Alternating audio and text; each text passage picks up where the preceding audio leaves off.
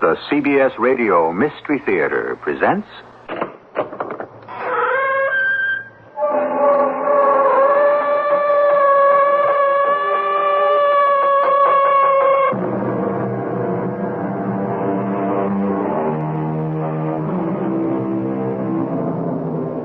Come in.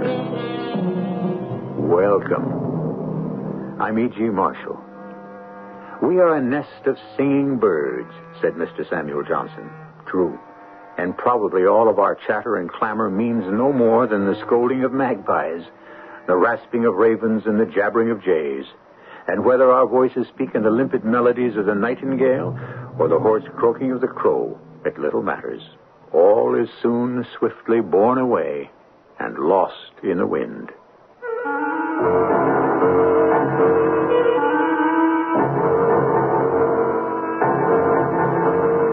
Our mystery drama, Neatness Counts, was written especially for the Mystery Theater by Sam Dan and stars Joan Shea and Ralph Bell. I'll be back shortly with Act One.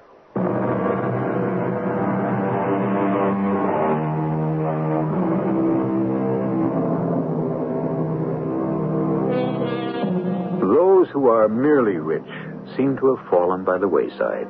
Today, only the fabulously rich can maintain magnificent mansions, staffed, it would appear, by an unlimited number of domestics. Yes, there are quite a few people with money. But how many live as if this were still the Gilded Age, when the men who gouged and hacked out their fortunes really enjoyed their wealth and considered themselves an elite and didn't feel ashamed of their riches? One such we're about to meet. And his name is Aeneas Carlyle. And what an unreconstructed old sinner he is. You wish to see me this morning, sir? Yes, Mrs. Paulson. Now, what is that confounded noise outside? Oh, that, sir. I didn't wish to disturb you. Well, woman, what is it? My name is not woman. I know what your name is. What's that noise? Well, it seems someone is picketing the house. Picketing? Picketing about what? I believe it's the Colby's petrels. What the deuce are the Colby's petrels? They're birds, Mr. Carlyle. What have I got to do with them? Well, it seems, sir, that you are killing them. Am I? Yes, sir. It seems you are destroying their grounds. Their grounds? Yes, sir. Their mating and nesting grounds. All this is news to me. Well, you see, Mr. Carlyle, up in Stewart's Island... What about Stewart's Island? Well, sir, you own it. Yes, I know I own it. You are conducting tests there. I think it's a chemical reduction process, and there are fumes. Fumes? What kind of fumes? Noxious fumes. I've been there. You can't smell a thing. I know that. Human beings can't smell the fumes, but it seems they poison the birds. The birds? The Colby's petrels. Biologically, somehow, the fumes and the accompanying vapor, which settles down on the habitat, I believe they call it. Get to the point. Well, somehow it causes sterility. That is, among the Colby's petrels. And that's why that idiot out there is all excited? I believe so. Open that window. Yes, sir. Aeneas Carlyle is accused. I accuse you of murder. Murder of one of the Lord's innocent creatures. Cruel and villainous murder of destroyer. That will be enough. Close that window. Yes, Mr. Carlyle. Poison over there. Mr. Carlyle, the Colby's petrel is an endangered species. Meaning what? Meaning nothing. Now, what did I want to see you about? Oh, yes. I don't like the flower beds around the sides of the house. Sir, it's difficult to what? To maintain flowers in the city. It is? Yes, sir. What with the soot and the grime, the dust-laden atmosphere... Those flowers have no life, no color. They're a sorry excuse for blossoms. I want you to fire Judson. Fire Judson? He's the gardener. It's his fault. But he's an old man, sir. Which probably accounts for it. He's no longer fit to do a day's work. But, sir, Judson grew old in your service. He's been paid for it. He's only been getting... He's been getting what he's worth. Had he been able to earn more elsewhere, he'd have gone there. You're letting him go, sir? Well, does that mean you intend to pension him off? Why on earth should I do that? Well, he's worked here for almost 50 years, starting in your father's time. Was an agreement ever made that he would receive a pension? No, but it was understood. Understood by whom? Well, the man has very little money. He should have developed the habit of thrift. In his family, sir, there have been some very long and expensive illness. He sent 3 children through college. Let him go live with one of them. Well, I'm sure he's too proud. Why are we having this discussion, Mrs. Paulson? Because you just asked me to fire Judson. Yes, and on that subject, why has it become necessary for me to ask? Why? Yes, why? Your housekeeper here? You're in charge of all the help? When you see that someone's work is no longer up to snuff, it's your duty to terminate his or her employment, is it not? Well? And therefore, had you been performing your own job satisfactorily, you would have fired Judson long ago. Are you saying you're dissatisfied with my work? Let me tell you something, woman. I'm never satisfied. Don't call me woman. Damn it, I'll thank you not to interrupt. And I'll thank you, sir, not to use profanity in my presence. I'll talk any way I please, and if you don't like it, you can quit. Very well. I quit. It is proper to give 2 weeks' notice. This is the 10th day of the month. I shall leave your employ on the 24th.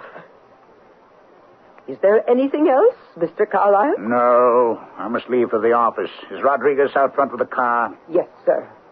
That'll be all. Sir, I accuse Neatness Carlyle of murder. Now, look here, young man. What sort of nonsense is this? Nonsense? The destruction of an entire species? And you call it nonsense? No, don't start the car for a moment, Rodriguez. I want to talk to this agitator. Agitator, huh? Is that what you call me? That's what you are, aren't you? Murder is being done. Murder? Who's being murdered? The Colby's petrel.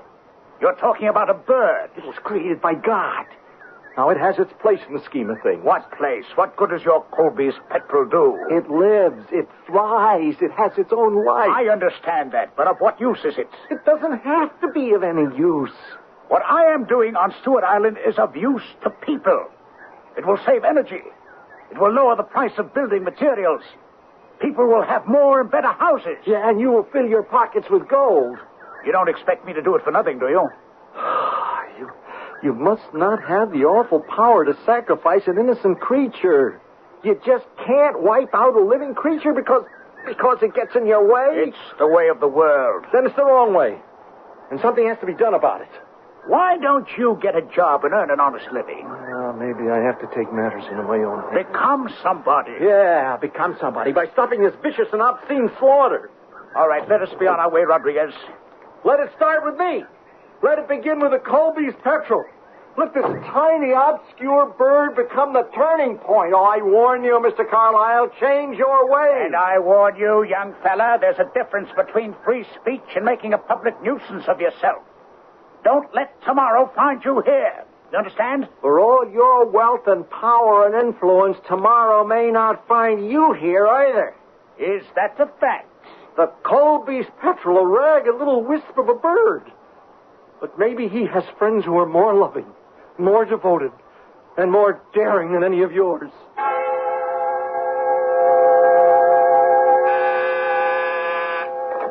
Yes? How's Mr. Bowers? Mr. John Jacob Bowers, eh? He doesn't need an appointment. Send him in. Well, the early bird gets the worm. Where were you, Mr. John Jacob Bowers, the day the teacher taught that in school, playing hooky? A pity. Well, J.J., come in.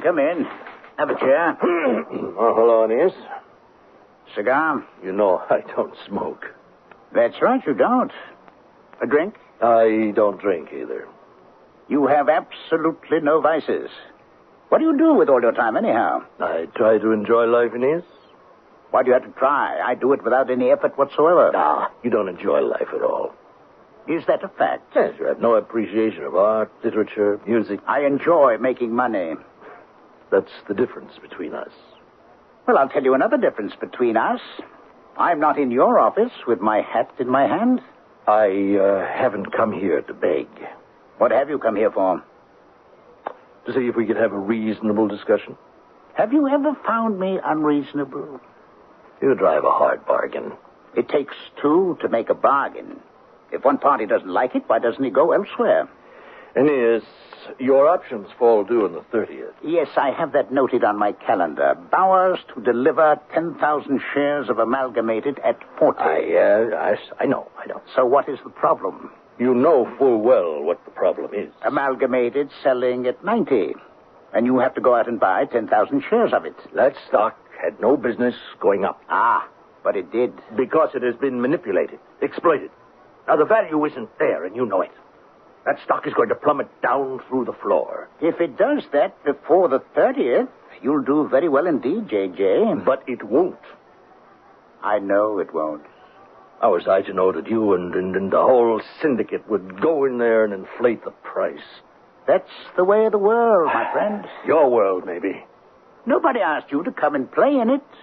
What are you complaining about, J.J.? You gambled and lost. But the game was fixed. What's your complaint? You'll have to buy your 10,000 at 90 and deliver it at 40. You only stand to lose $500,000. What's that to a man in your position? You don't know my position very well. Oh, now, don't plead poverty. I simply can't raise that much money all at once. Then do you want to ruin me? I can. I have a right to. But I don't want to. Still, you're going to do it. The option. I could tear it up right now. But you won't. I might. You know that painting of yours? I will never sell it. I want it. Why do you want it? I like it. Let me have it. And you're out from under. But it isn't worth $500,000. I know. But I like it. It's valuable. It's a ducane, but it'll never be worth $500,000. I like it. I swore I would never let it go. Then I shall expect you to deliver 10,000 shares of Amalgamated on the 30th.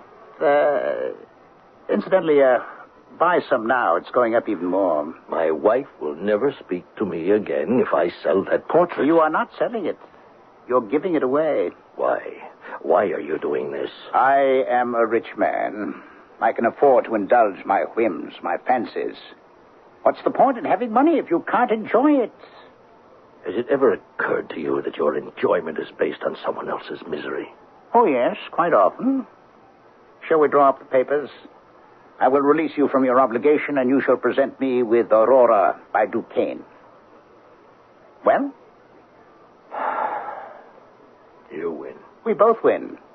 You've learned a lesson on how not to sell short. And I've been enriched by a great work of art. Do you know something, Aeneas? One day, somebody is going to put a stop to you. Really? You know something, my friend? That doesn't bother me one bit.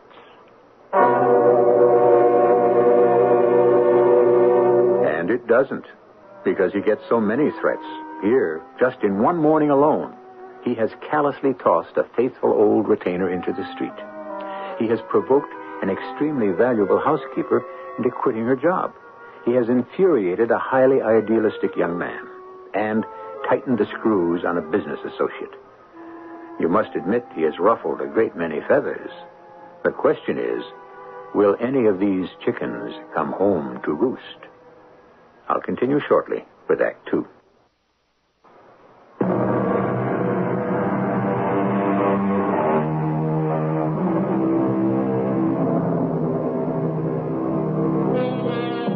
There are those people who have the gift, or is it truly a gift, to live for themselves alone, to place themselves in the center of the universe, to respond to no one's needs but theirs, to constantly sing a song that has but one note, me, to be oblivious to and unconscious of anyone else's hope or want unless it can serve their own purpose.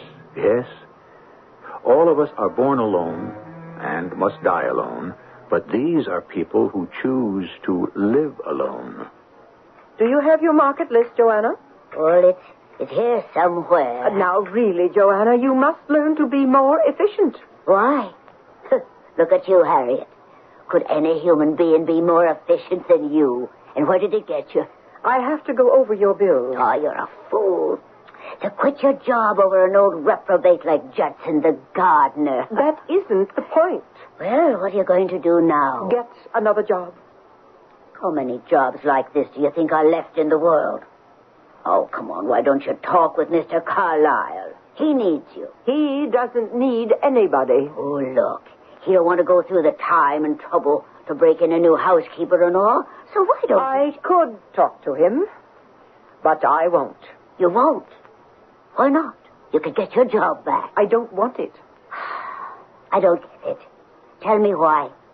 Well, it's intensely personal, Joanna, and completely private. Oh, yeah?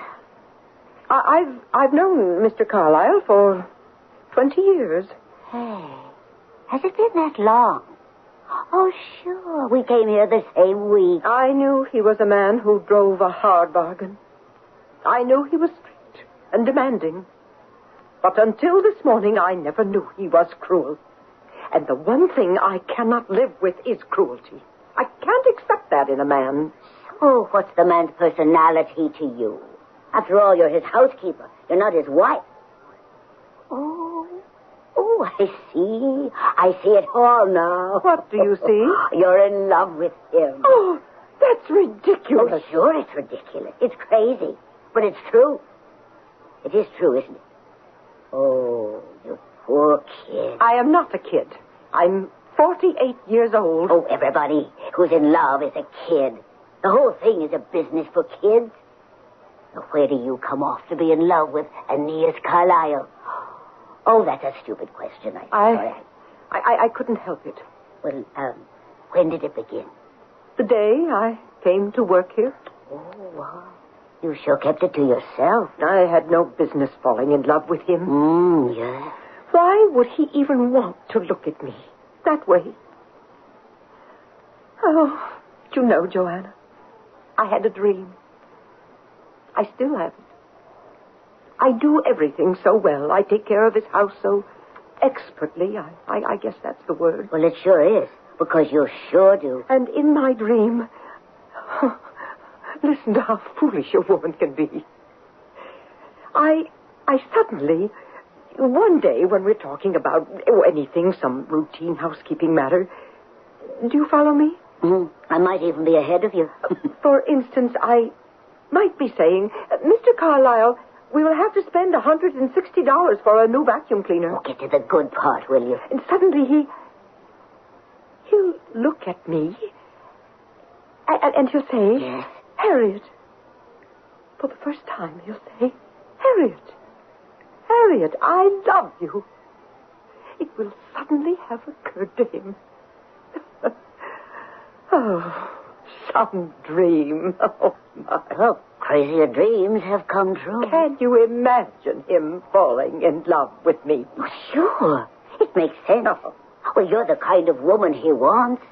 Oh, these society bells, they never had any attraction for him. How do you know? Well, they've been after him all his life. Did he ever go for any? No. You're the kind of girl he wants. Well, I don't want him now. You don't? No. Not when I realize he has this streak of cruelty. Well, I heard that fight you had with him. Do you know why you yelled at each other like that? What are you trying to say? Well, it was the way you make love. Oh, you're crazy. Well, you're always having those arguments. He calls you woman. Why? Because he's arrogant, insensitive. No. Because it gets a rise out of you. You're both so frustrated. You don't know what you're talking about. He just can't admit he's in love with you. And you don't have the courage to tell him you're in love with him. This morning it just got out of control, that's all. Now look, Harry, look, tonight you talk to him. Let him talk to me. He can't. Oh, yes, he's a man without fear when it comes to ruling the world, maybe. But so many guys like him, they're just so scared of women. I can't believe that. Well, you believe it. Now, you talk to him tonight. You'll see I'm right. Oh, he'll be so happy. He'll just take you in his arms. No. It's crazy. Crazy. Marcia, do you want Aeneas Carlyle to destroy me? It is just a painting. Is it, J.J.? Is it just a painting? Yes, It's colors on canvas, and that's all. Oh? He's giving me a way out. Who told you to gamble in the market? Nobody. I was wrong. But that doesn't solve our problem. Your problem, J.J.? If I have to liquidate now, I'll lose a fortune. I will not give up the painting. Please, Marcia. Is it possible you don't understand? I understand more than you think. Aeneas Carlyle hates you. Hates you for the same reason his father hated your father. Because your family always looked down on his as vulgar, common, new rich. That was 50 years ago. Now, do you think something like that still bothers a man like Aeneas Carlyle? Something like that is the only thing that can bother a man like Aeneas Carlyle. That painting is a family heirloom. Would you rather we went broke? Yes. Do you know what you're saying? I'm making a choice. If you have to deliver the stock, we'll go broke. If you deliver the painting, you'll destroy our marriage. I say give him the stock. Marcia, darling. You can't call me Marcia, darling, if you give away the painting. But you are being unreasonable. That is how you will destroy our marriage. We will no longer see the world the same way, appreciate the same things, agree on what's important. Marcia, I don't know what there is to discuss.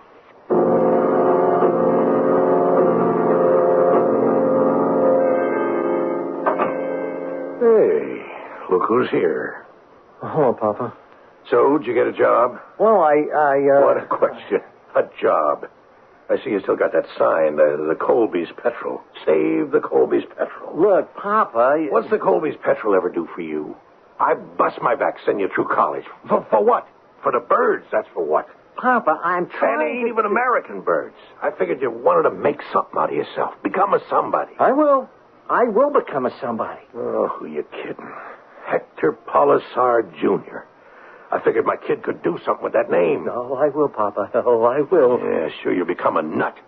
Understand? A nut, a creep. Listen, I have to save the world. Oh, this is worse than I thought. No, I'm not crazy. I know I can't single-handedly save the world. For a moment, you had me worried. But I can take the first step, Papa. I can be an example. I can inspire others. Yeah? To do what? To stand up and be counted. We got a census bureau. Does that every 10 years. Papa, you want me to be somebody, huh? Well, you just wait. For what? Something I have to do tonight, Papa. What's that? Tomorrow morning, the whole world will know about it.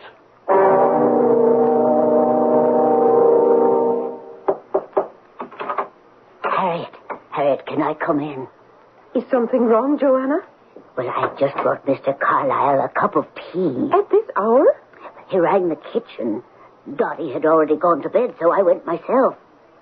Harriet, he's sitting there, and he's cleaning his revolver. Do you know why? Well, maybe it's dirty. Oh, this is no time for jokes. Look, a man gets into his 50s. He's never married. You can never tell what can set him off. Now, Harriet, you listen. You go to him. Now, let me alone. Listen. No. If I go to see that man, it will be the same as giving up every bit of my pride. Oh, what good is pride? What good is it? I don't know. But it's the only thing I have left in the world. It's the only thing I can call my own. I can't lose it. I can't. All right. But you say you love him. Well, maybe that's an illusion. Well, why don't you find out? Go to him. Please, Joanna, let me alone. I will. But you think about it. Sometimes you have to seize the moment. Otherwise, it'll be gone. Forever.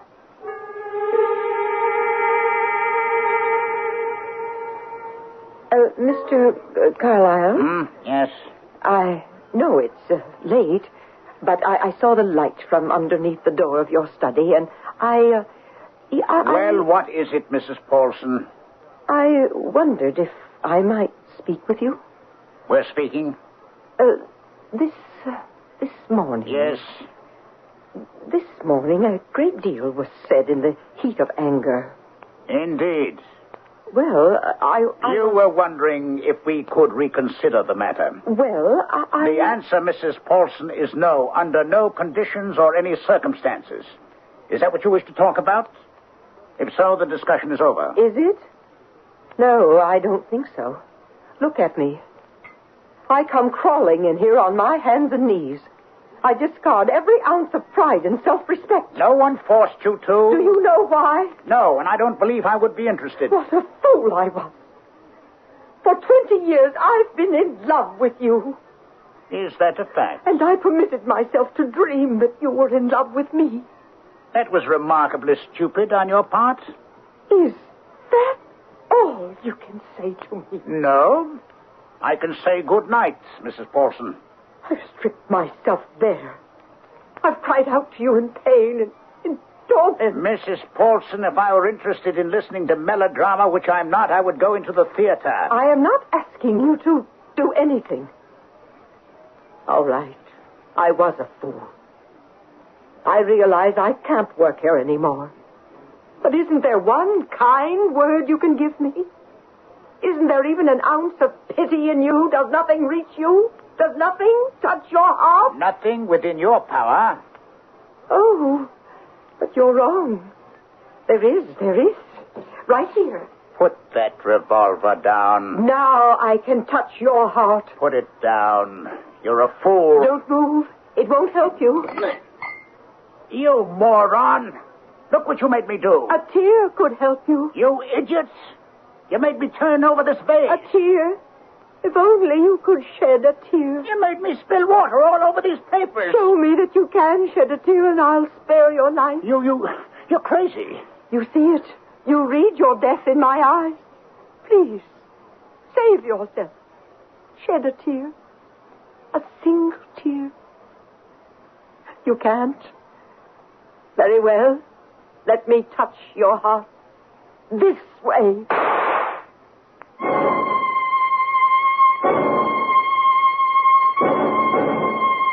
He who shows a woman scorn may wish he never had been born.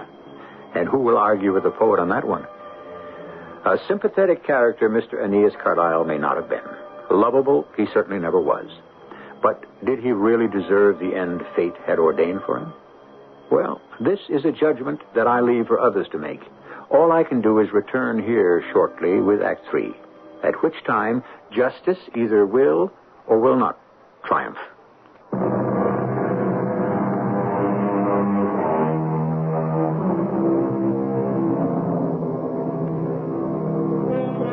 One thing should be obvious to everyone. Death is the greatest Democrat of all. That is, Democrat with a small d. Death has absolutely no prejudices, nor does he or she play any favorites, even with the Aeneas Carlyles. Yes, Aeneas Carlyle has held the world, as they say, in fear and trembling, and yet, when his time came, death took him by the hand, just like everyone else. I suppose that was the thing he found hardest to accept. However, since he is gone, we are no longer concerned with him. We must now consider the living. Harriet, wake up. Huh? Harriet, wake up. It's Mr. Carlyle. He's dead. He's dead? I was going downstairs to start breakfast. I passed by the study. The door was open. I could see him. His head was on the desk, and he was dead. Oh. He was wearing his smoking jacket, and right over his heart, there was this big red stain. Oh, it was blood, Harriet. What are we going to do? Do? Why, there's only one thing we can do. Call the police. I'm Lieutenant Rienzo, homicide. Yes, Lieutenant. You're the housekeeper, Mrs. Paulson? That is correct. I'll need your help. Now, who found the body? I did. Who are you? Joanna Stiles. I'm the cook. All right. Tell me about it. Well, it was 6 a.m. I was walking past the study on my way to the kitchen, and I saw him laying there.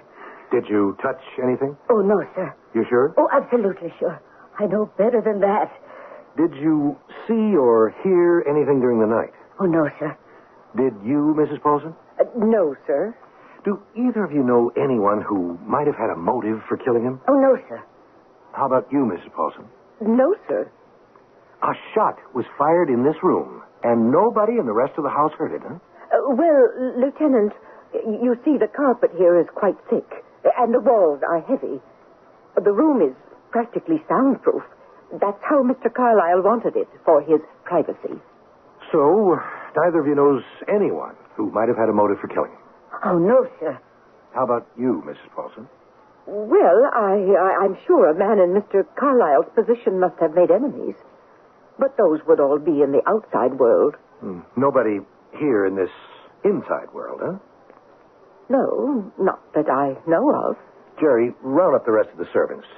That's all right now. Mrs. Stiles, is it? Yes, sir. Mrs. Paulson, would you stick around for a minute? I want to ask you a question. Yes, sir. We haven't had a chance to put it through ballistics yet, but this gun that was lying on the desk, this is the baby that did it, this little .25 caliber. Do you understand? Yes, sir. It's already been dusted for prints, but there are none. Do you know what that means? Well, it could mean they were wiped off. Right. So, it also means it couldn't have been suicide.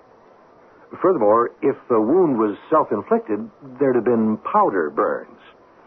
There aren't any. Do you follow all of this? I believe so. Why are you so nervous? But I don't think I'm nervous. Oh, I think I know why. It's because I'm smoking a cigarette. You're scared I'll get ashes on this valuable Persian rug. Well... Or maybe I'll set the butt down on this expensive table. I didn't say that. Not in words. I can see you keep this place like a pin. That was my job. Was? Well, now that Mr. Carlyle is dead... Yeah, well, you really kept the place neat. I want to ask you a question. That is, if I may. Well, certainly. Is there a leak in the ceiling? Oh? Well, no, not that I know of. I thought so. Doesn't look like there's any dripping from up there, but tell you what my problem is. Everything on this desk is nice and neat. He's got some papers lying there, and those papers are wet. Wet? Yeah, they're wet. So what I want to know is, how did those papers get wet? You can see they're wet, can't you? Well, yes. Now, how did that happen? I'm sure I don't know. And his sleeve. You could see the stain on his sleeve, his left sleeve, around the elbow. That was wet, too. Yes? Do you have any idea how that sleeve could have gotten wet? I'm afraid not. Oh, excuse me. Yeah, Jack, bring him right in.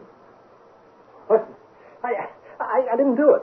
You didn't, huh? No, sir, I am innocent. You weren't picketing the house? Well, yes, I was, but I... You didn't have a pretty good argument with him yesterday morning? Yes, I did. You didn't threaten to kill him? No, I didn't. You did not say to him, tomorrow morning you may not be here. I may have said that. Witnesses heard you say that. But it doesn't mean I intended to kill him. What does it mean? It means, well, maybe a higher power would intervene to save the Colby's petrol. Were you here last night? Well, what's the answer? Well, yeah. Now, outside the window over there are some footprints, shoe prints. Would they happen to be yours? Yes. But what? I didn't kill him. Then why did you come here? I wanted to kill him. Yes? I was determined to kill him. And? I sneaked over the wall and I came around to the rear of the house looking for an open window. I saw a light and I peeked in, and there he was. He was sitting at his desk. Suddenly I said to myself, well, what am I doing here?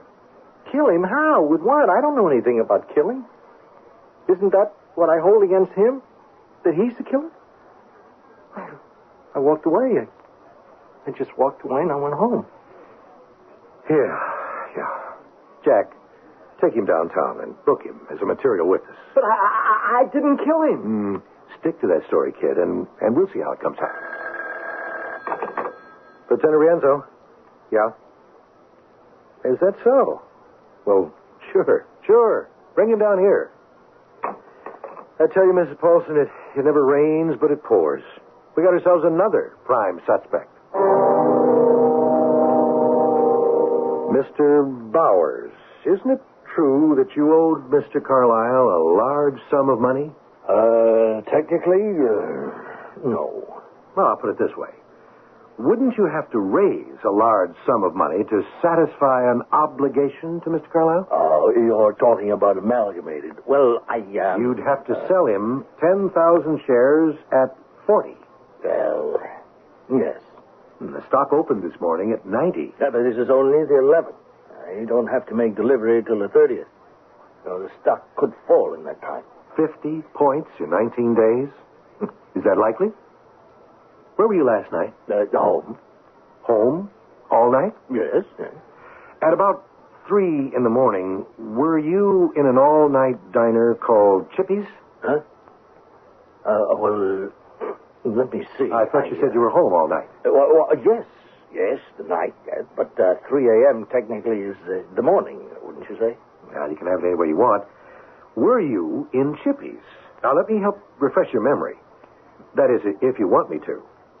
You see, we've had men out all through the neighborhood looking for witnesses. Chippy told one of my detectives that along about 3 a.m., a very nervous-looking fellow came into his place. A fellow answering your description. Oh? Fellow was so nervous, he spilled half his coffee. All right. You were here. And I was in the neighborhood. You were in the house. I said I was in the neighborhood. Why? You know why. Do I? Well, didn't you just tell me? He had me over a barrel. And let me tell you something. I know I don't have to say a word. The detective who called on me read me my rights. But I don't care. It was worse than you think. Well, now. Oh, yes. He was forcing me to do something that would have broken up my marriage. He had offered me a way out. The cane painting. What's that? It doesn't matter. But I should have killed him. Should have? Yes, I should have. And I was going to. I even got a gun. My wife was asleep. I sneaked out of the house.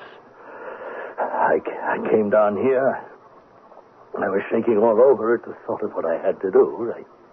I needed a drink. But all the bars were closed, so I went into that diner for a cup of coffee. And? It didn't help. It kept getting worse. It's probably why the fellow behind the counter noticed me. I was shaking so badly. He said, "Got a problem, Mac?" Well, what could I tell him? That I was frightened out of my wits? That I couldn't do it? That I just couldn't commit murder? So I went back home. Yeah, well, we'll have to take you downtown. Oh, I understand. I'm sorry. No, don't be, please. I didn't kill him, but I wanted to. I should have. And so, I really don't care. Eddie? Goodbye, Lieutenant. He'll care after a while. I've seen it. It wears off. You know something, Mrs. Paulson? What I've got here is what the man called an embarrassment of riches. You know what I mean? I'm not sure. Well, in the average case, it's all you can do to get one suspect lined up. I've got two, wouldn't you say? Well, yes. Either one of them could have done it. Which one do you think is guilty? Well, I couldn't say. Each has the motive, the opportunity. We got both of them at the scene of the crime at just about the time of the murder. I think they'll go for the kid. Mr. Pulsar? Yeah, it's not right. It isn't fair, but, well, that's how it goes. You know what I'm talking about? No. He's a scruffy, wild-eyed kid. He's got long hair. Oh, so many nice young men have long hair these days. Yeah, but on him, it don't look so good. Well, a smart lawyer will build up the kid's instability, maybe prove insanity. Well, one way or another, the kid won't get hit too badly. But it is a shame. He shouldn't get hit at all.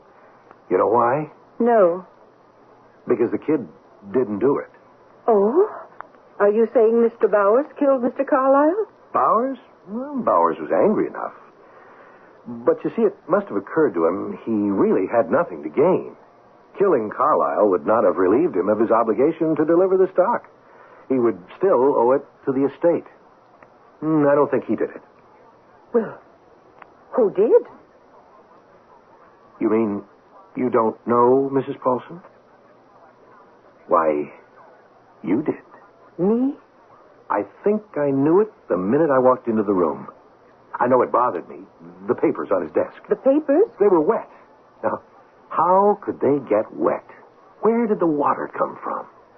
There was only one source. There was water in the vase on his desk that held the flowers. But how could the water get from the vase to the desk? You know how, don't you? I don't know what you're talking about. You came in here. You picked up the gun. He stood up to try to defend himself. He must have knocked over the vase. Am I right? Well, you shot him. And then, because you're an expert housekeeper, the habits of a lifetime took over. You probably weren't even aware of it. But you had to tidy things up. You knew you had to wipe the fingerprints off the gun. But I'm sure you didn't realize that you picked up the vase and set it straight. Am I right? Well, Mrs. Paulson? You can't prove it. Of course I can't prove it. But you're an honest woman. You know you can't let one or the other of them pay for a murder that belongs to you. You know that, don't you? Mrs. Paulson, you know you won't be able to live with it. Sooner or later, you'll tell me what happened. Tell me now. Oh. All right, Lieutenant. I'll tell you. And she told him. You know exactly what she told him because you were there when it happened. And you heard every word of it. When she told it to the jury, they almost burst into tears. And the judge gave her the lightest sentence within his power. Maybe justice was done. After all, you can't fool around with love. I'll be back shortly.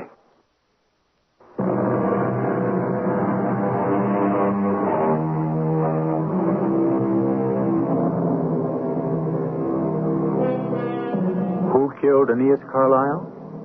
Hector Polisard wanted to. John Jacob Bowers would have liked to. Harriet Paulson actually picked up a gun and fired the fatal shot. But do you know who triggered the whole business? Joanna Stiles, the cook. You see, Harriet Paulson lived with a fantasy, and it was enough for her. But Joanna urged her to try to make that fantasy come true. Let this be a lesson to all of us. Let sleeping dogs lie, or never awaken a dreamer. Our cast included Joan Shea, Ralph Bell, Evie Juster, Earl Hammond, and Robert Maxwell. The entire production was under the direction of Hyman Brown. Mrs. E.G. Marshall inviting you to return to our Mystery Theater for another adventure in the macabre. Until next time, pleasant dreams.